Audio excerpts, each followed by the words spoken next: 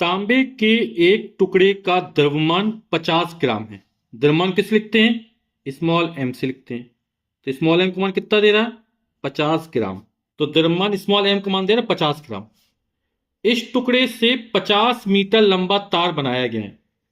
तार की लंबाई स्मॉल एल बराबर कितनी दी गई है? 50 मीटर। तार का प्रतिरोध क्या होगा? प्रतिरोध कैपिटल आर का मान हमको ज्ञात करना, रेजिस्टेंस ऑफ वायर। तांबे का विशिष्ट प्रतिरोध रो से लिखा जाता है और रो का मान हमको दे रहा है 1.8 गुणे 10⁻⁻8 ओम मीटर। विशिष्ट प्रतिरोध का मात्रक ओम मीटर। तथा घनत्व दे रहा है। घनत्व किस लिए स्मॉल डी से लिखते हैं? तो स्मॉल डी का मान कितना दे रहा है? 9 × 10⁻³ किलोग्राम प्रति मीटर क्यूब। आर का मान ज्ञात करना है ना। तो तार का प्रतिरोध कैपिटल आर बराबर कितना हो जाएगा? रो एल अपॉन ए। ठीक। अब यहां पे रो दिया गया है, एल दिया गया, ए नहीं दिया गया ना। एक चीज और ध्यान रखना आप लोगों को, जब भी अपन सवाल हल करते हैं तो जो मात्रा कुछ है वो एक ही पद्धति में होनी चाहिए। जैसे मीटर में, ओम में, किलोग्राम में, एमकेएस में हो गया ना। ये ग्राम में दिया गया तो इसको किलोग्राम में बदल लेते हैं। 1 ग्राम बराबर कितने किलोग्राम होते हैं? 1/1000, यानी कि 10⁻³ तो क्या लिख देंगे?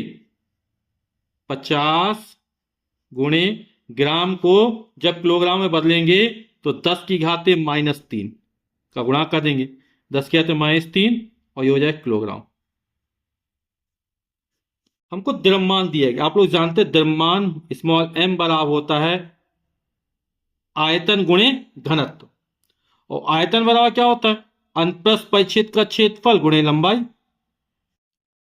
तो आयतन गुणे घनत्व, इस तरह समझ सकते एम बराबर होता है वीडी, आयतन गुणे घनत्व। आयतन ये क्या रख दिया? A × L।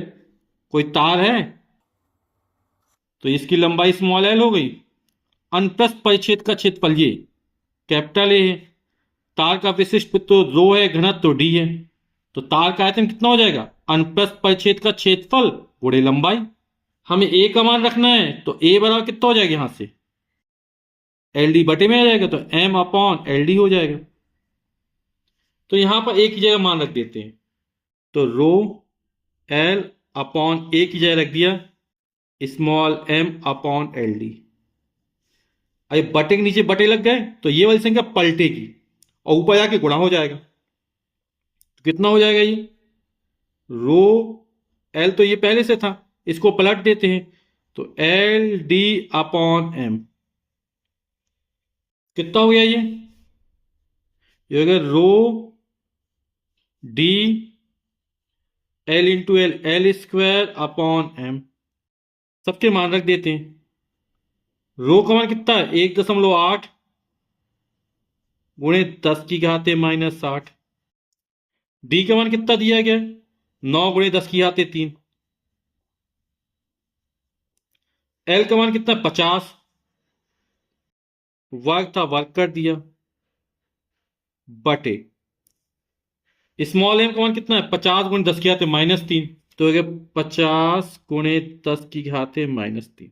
ये 50 से 50 कट जाएगा, इसका गुणा कर देते हैं तो 9×8 की 2, हाथ लगी 7, 9 × 1 = 9 और 7 = 16। एक स्थान पर दशमलव लग जाएगा, गुणे 10⁻। ये 10⁻³ ऊपर आएगा तो प्लस हो जाएगा और ये 3 पहले से 3 3 6 हो जाएगा, है ना। और 10⁻8 में प्लस 6 जोड़ 10⁻2 आ जाएगा। समझ गया ना? 10⁻3 ऊपर जाए प्लस हो जाएगा तो +3 पहले से 3 3 6 हो जाएगा और -8 + 6 यानी -2। ये 50⁻2, एक 50 से एक 50 कट जाएगा तो बचेगा 50। 50 क्या? तो 50 × 50, एक 50 से एक 50 कट जाएगा।